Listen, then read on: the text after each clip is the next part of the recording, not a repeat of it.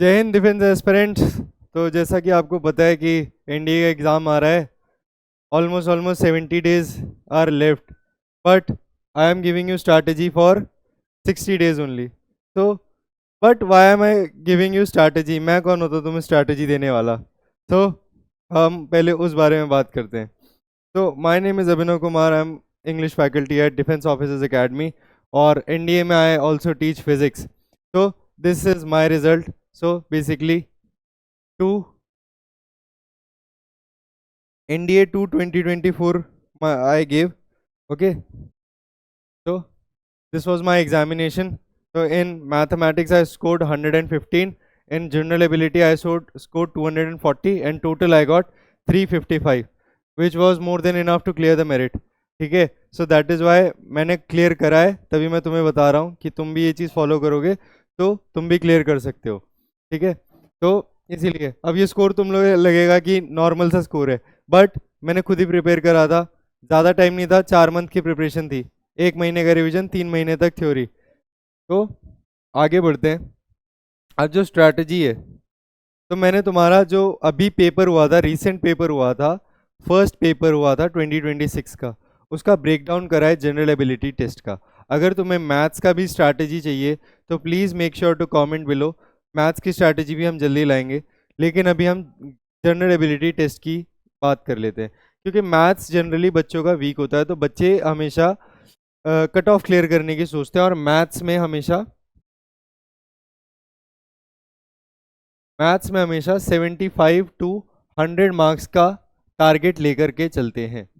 मेरे केस में मेरी मैथ स्ट्रांग थी, तो अगर आपकी मैथ स्ट्रांग है तो अच्छी बात है। आप अपनी टाइमिंग्स को इम्प्रूव करें और मैक्सिमम क्वेश्चन अटेम्प्ट करने की कोशिश करें, और एक्यूरेसी मेंटेन करनी है बेसिकली।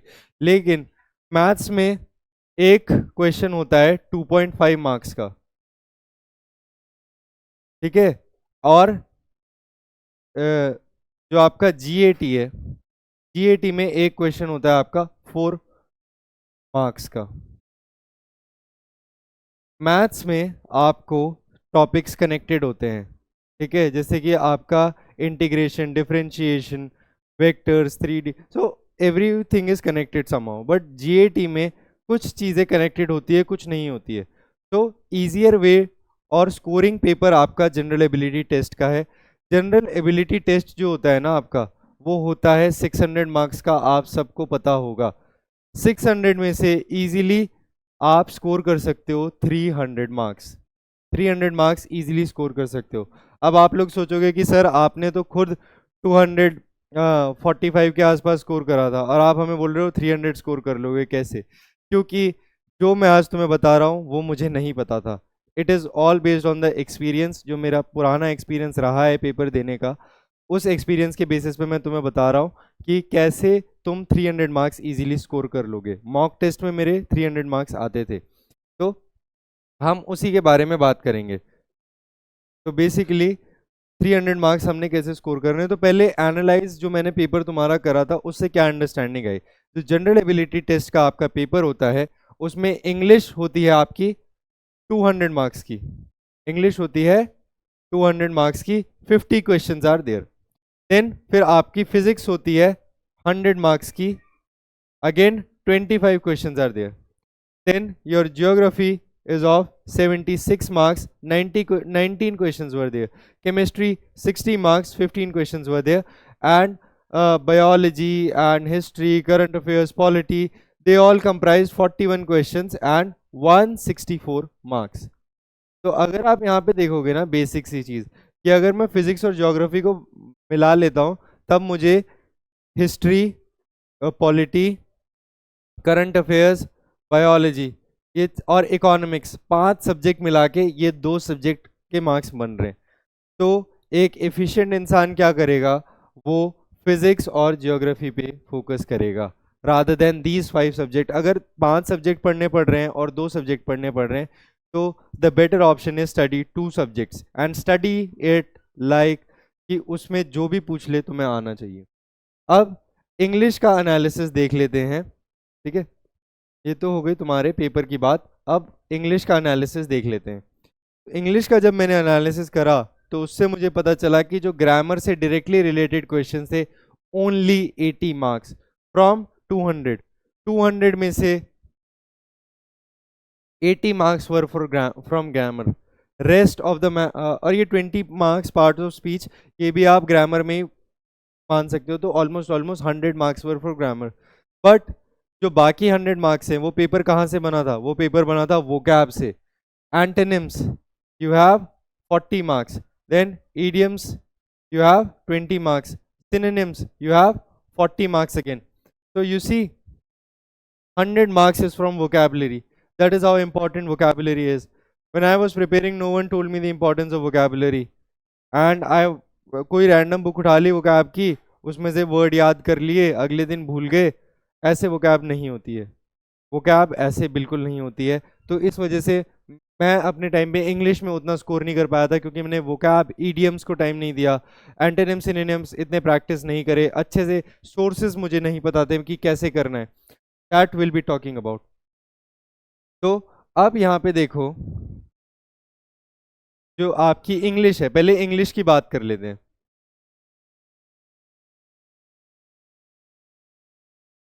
पहले हम इंग्लिश की बात कर लेते हैं।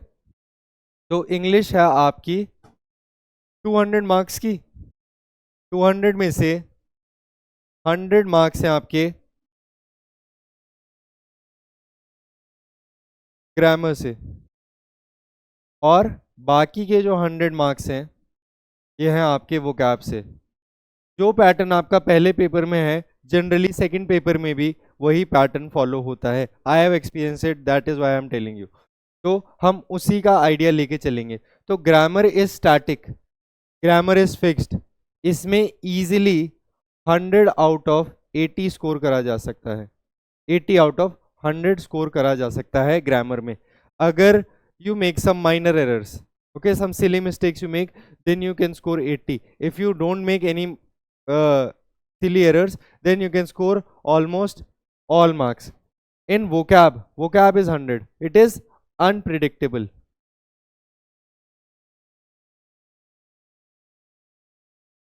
You never know what they will ask. So how to study vocab? What are the resources? So the first resource for vocab is Norman Lewis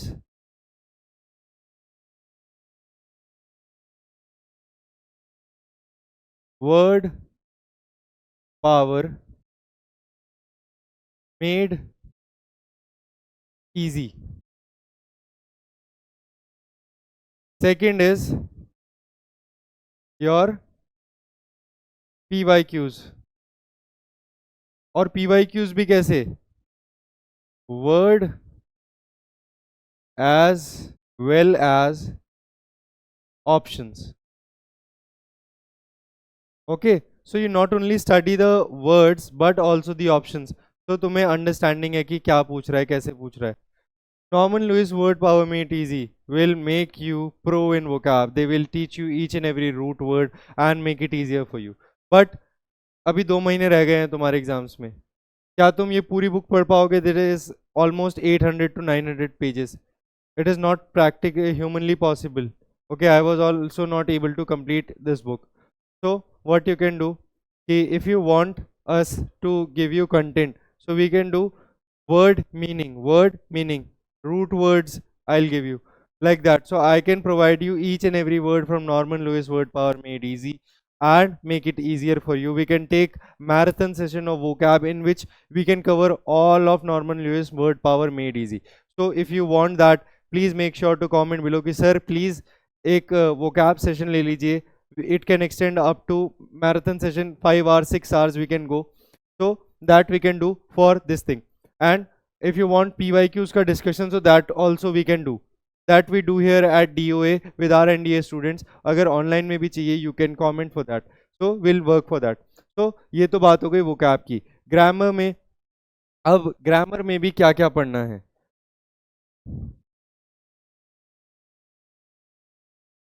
grammar में एक चीज जो आपकी परमानेंट है वो है PQRS, ठीक है।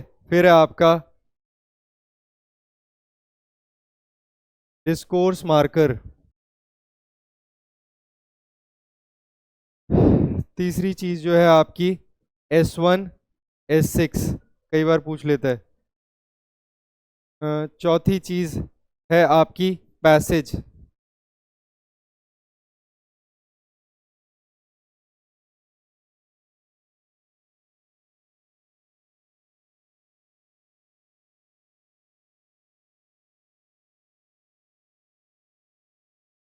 Like that. तो आपका जो बेसिकली ग्रामर है वो इसी तरह से चलता रहता है। There are multiple topics like this, multiple topics are like this. Okay, so grammar आपने बेसिकली ग्रामर पढ़नी है। Suppose you studied reading comprehension, okay, you studied passage. तो पैसेज पढ़ने के बाद क्या करना है? क्वेश्चंस। क्वेश्चंस, तो अब आपके मन में क्वेश्चन आ रहा होगा कि क्वेश्चंस करें तो कहाँ से करें? वेयर? कहाँ से करें? From where?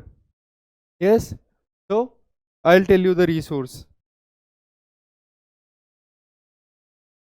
Any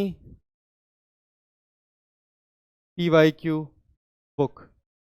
Any PYQ book you can purchase. There are multiple books out there, so you can purchase any book. कोई सी भी बुक खरीद लो, उसमें से जैसे जैसे टॉपिक खत्म हो जाए PYQ सॉल्व करो। PYQ सॉल्व करो, उसके बाद उसे एनालाइज करो कि कहाँ गलतियाँ हो रही है, कहाँ पे सही करना है।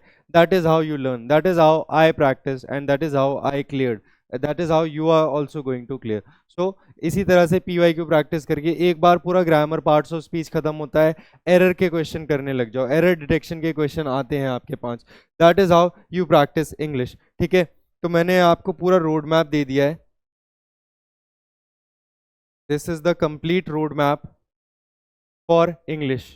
ओके, मैंने बहुत सिंपल कर दिया है आपके लिए। 100 marks of vocab, 100 marks of grammar. Grammar you study each and everything, rules वगैरह, and you apply that. Grammar में ही आपका पैराजम्बल्स आ जाते हैं, सेंटेंस अरेंजमेंट आ जाता है, और कॉम्प्रिहेंशन भी आ जाता है। अगर आप इतनी चीज़ें स्ट्रॉन्ग कर लेते हैं, साथ ही साथ इंग्लिश को अगर आपको अपनी स्ट्रॉन्ग बनाना है, एक चीज़ जो आपको करनी ही करनी है वो है reading. How much? 30 minutes. 30 minutes each day आपको रीडिंग करनी है। क्या रीड करोगे? Newspaper. Any newspaper you get, but English newspaper. That will improve your vocab, that will improve your reading, that will improve your grammar, that will improve your overall English. So without reading you can't clear the paper. I am being very honest. Para jumbles S1 S6 without reading you can't do. बिना reading के नहीं हो पाएगा। तो reading आपको 30 minutes करनी है। उसके बाद में ग्रामर, 1 घंटा ग्रामर पढ़ी, 1 घंटा क्वेश्चन प्रैक्टिस करी, 2.5 आवर्स। तो इंग्लिश को मैं टोटल टाइम कितना दे रहा हूँ? टोटल टाइम इंग्लिश को मैं दे रहा हूं 2.5 आवर्स। इतना टाइम मेरे को देना है। तो इस टाइम को अगर मैं डिवाइड करना चाहूं, इस टाइम को अगर मैं डिवाइड करना चाहूं, तो इस टाइम को मैं कैसे डिवाइड करूंगा? 30 मिनट्स ऑफ रीडिंग,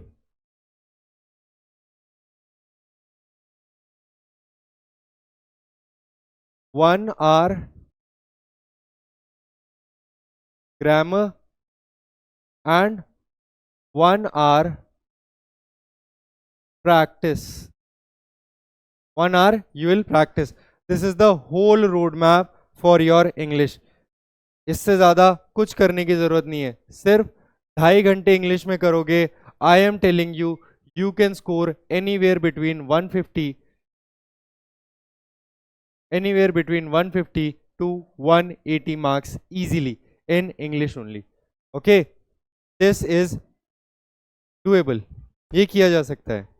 ठीक है, but will take the lower limit कि तुमने 150 स्कोर करे इंग्लिश में। ठीक है, इंग्लिश इतना डिफिकल्ट नहीं है।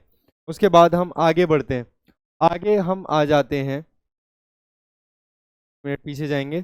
तो अब हमने इंग्लिश की तो बात कर ली, we have discussed about English. Okay, but coming on to physics. अब देखो, इंग्लिश तो हमने पढ़ ली, लेकिन जनरल एबिलिटी में 8 सब्जेक्ट और आते हैं। 8 के 8 सब्जेक्ट नहीं पढ़ने। इकोनॉमिक्स मैंने बताया ना, क्या क्या सब्जेक्ट्स हैं जो नहीं पढ़ने हैं अब?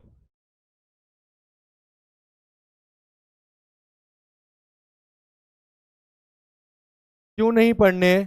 क्योंकि उतना वेटेज नहीं है। आई एम बीइंग ऑनेस्ट, अभी तक के पेपर पैटर्न में इतना वेटेज नहीं है। पहली चीज, इकोनॉमिक्स मत पढ़ो। सेकंड थिंग, करंट अफेयर्स मत पढ़ो। Third thing, polity. पॉलिटी का वेटेज है, तो मैं ये बोलूंगा पॉलिटी और बायो दोनों में से एक चीज पढ़ो, क्योंकि दोनों का वेटेज सेम है, अप्रोक्स अप्रोक्स सेम है। तो अगर तुम पॉलिटी पढ़ते हो तो बायो मत पढ़ो, अगर बायो पढ़ते हो तो पॉलिटी मत पढ़ो। समझे? तो this is how you have to go about it. And fourth is your history. अब हिस्ट्री का जो है ना, हिस्ट्री का वेटेज बहुत है, वेटेज इसका बहुत है, लेकिन इसका सिलेबस भी बहुत है, बहुत ज़्यादा है। हिस्ट्री का सिलेबस कंप्लीट करना मुश्किल है। अगर करना भी चाहते हो तो सिर्फ सिर्फ हिस्ट्री में से मॉडर्न कर लेना, सिर्फ मॉडर्न कर लेना, मॉडर्न कर लेना, उससे तुम्हारा काम हो जाएगा। उससे पहले का मत करना, बहुत कम वेटेज है और बहुत ज़्यादा कंटेंट है। तो ये मैंने आपको बता दिया, ये सब्जेक्ट्स नहीं करने हैं। तो अब करना है तो करना क्या है?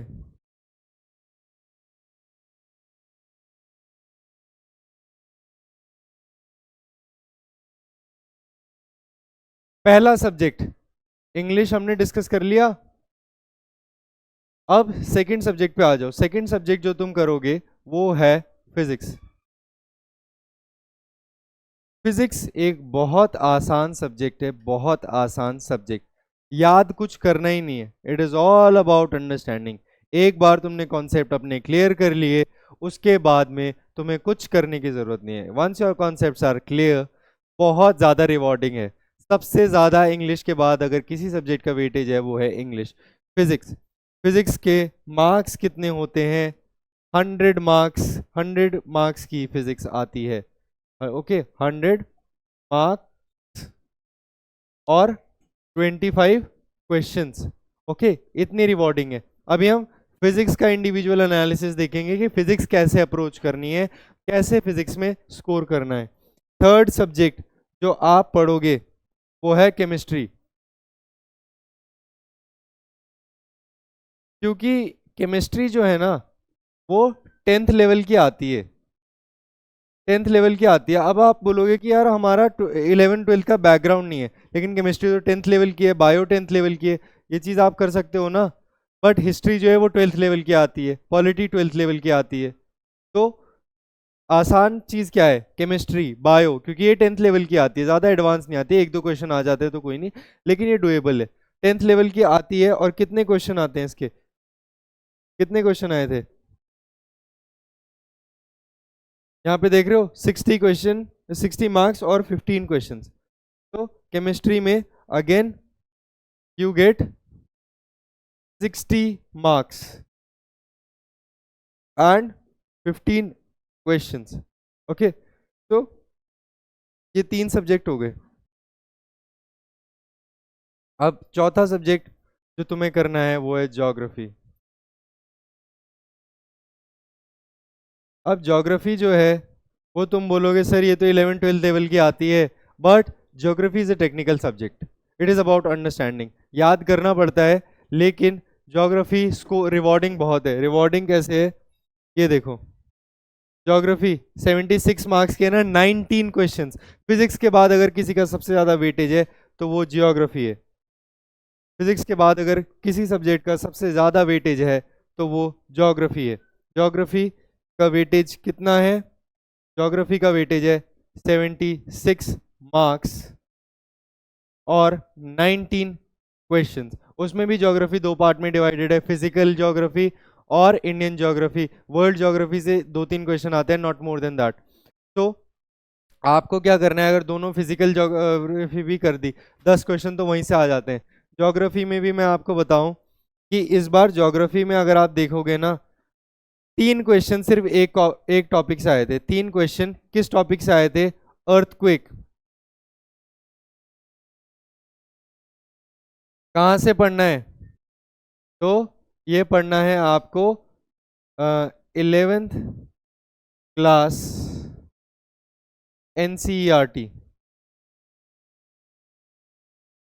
इसमें 3rd चैप्टर में जाके देख लेना, अर्थक्वेक का टॉपिक होगा, उसमें बॉडी वेव्स और सरफेस वेव्स आपको देखने मिलेगी, वहां से कर लेना। 3 क्वेश्चन तो एक टॉपिक से आ गए, देख रहे हो? तो ज्योग्राफी इसीलिए बोलता हूँ कर लो। कुछ स्पेसिफिक टॉपिक होते हैं फिजिकल ज्योग्राफी में जहाँ से क्वेश्चन पूछता है, जैसे क्लाउड से पूछ लेता है, जैसे अर्थक्वेक से पूछ लेता है, कोरियलिस फोर्स से पूछ लेता है, लैटिट्यूड लॉन्गिट्यूड से पूछ लेता है। These are the things. Prime meridian से पूछ लेता है। These are the questions that are asked, statement based questions are asked. That is how you do geography. Now moving on to chemistry. Chemistry मैंने बताया ना, 10th लेवल की chemistry आती है, 60 मार्क्स की है। फिर चौथा सब्जेक्ट हम कौन सा कवर करेंगे? पांचवा सब्जेक्ट हम करेंगे बायो या पॉलिटी। अब अगर मैंने जो तुम्हें सब्जेक्ट छोड़ने के लिए बोला था उसमें अगर तुमने पॉलिटी छोड़ा है तो तुम बायो पढ़ोगे, अगर तुमने बायो छोड़ा है तो तुम पॉलिटी पढ़ोगे, समझे? तो this is how it works. Almost 10 questions, ठीक है? 10 questions means 40 marks. 10 questions, okay. बस ये ध्यान रखना कि अपने पेपर में तुम्हारी एक्यूरेसी अच्छी होनी चाहिए। अगर तुम्हारी एक्यूरेसी अच्छी है तो सब चीज़ अच्छा है। तो अभी तक हमने जितना भी तुम्हारा टाइम टेबल डिस्कस करा है या स्टडी प्लान डिस्कस करा है, उसमें मैंने तुम्हें बोल दिया, इंग्लिश से आ रहे हैं तुम्हारे 200 मार्क्स, फिजिक्स से आ रहे हैं तुम्हारे 100 मार्क्स, उसके बाद में ज्योग्राफी से आ रहे हैं तुम्हारे 76 मार्क्स, उसके बाद केमिस्ट्री से आ रहे हैं तुम्हारे 60 मार्क्स, उसके बाद में 5th सब्जेक्ट है तुम्हारा बायो या पॉलिटी, इससे आ रहे हैं तुम्हारे 40 मार्क्स। तो ये हो गया 6 यहाँ से आया, फिर 17 का 7, 1 कैरी 3, 476 मार्क्स का तुमने पढ़ा है। 476 मार्क्स का तुमने पढ़ा है out of 600।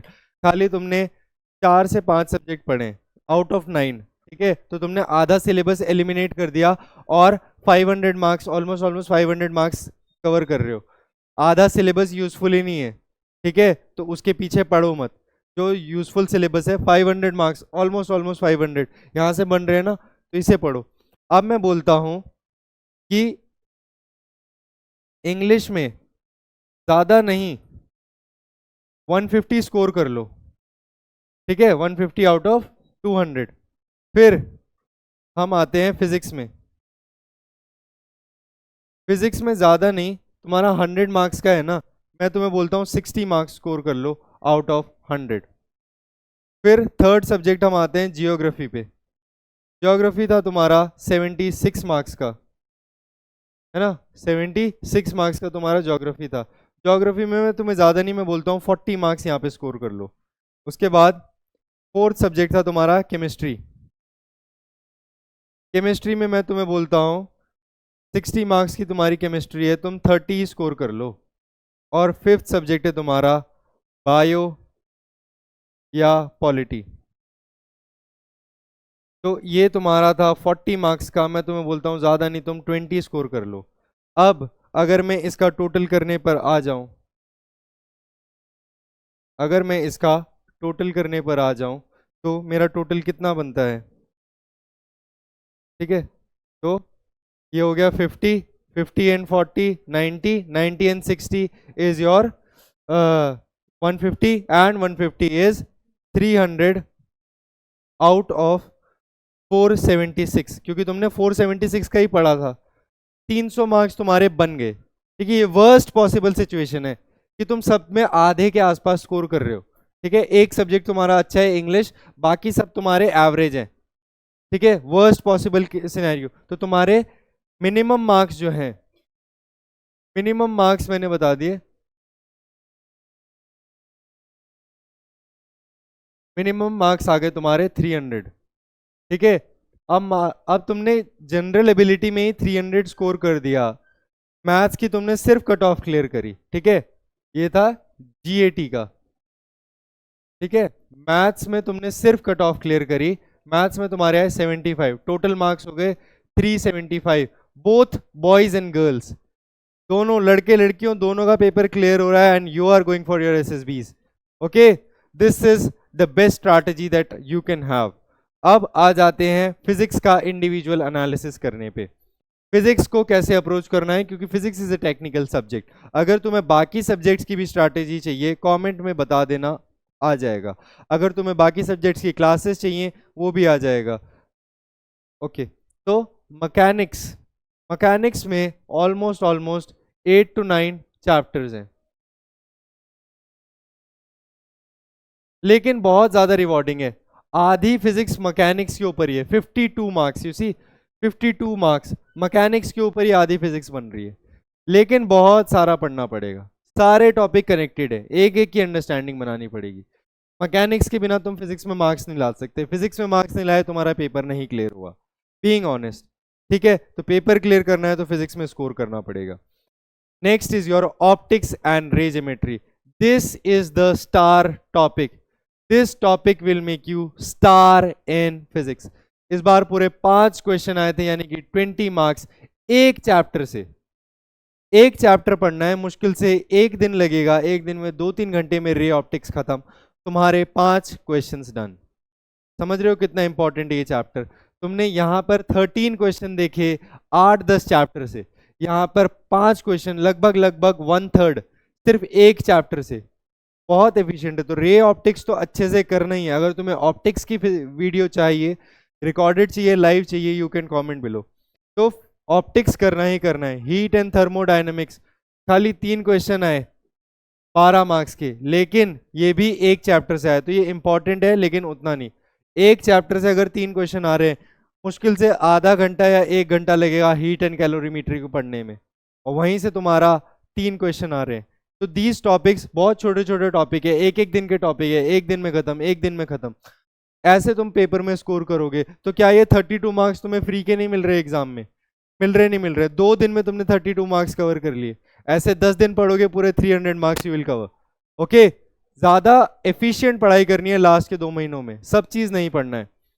Electricity and electromagnetism 4 chapter हैं इसमें, 4 चैप्टर बड़े बड़े, पढ़ने बैठोगे बहुत टाइम लगेगा। कितने? सिर्फ 2 क्वेश्चन, 4 चैप्टर और 2 क्वेश्चन। मत पढ़ो इसे, मत पढ़ो, 4 चैप्टर और 2 क्वेश्चन।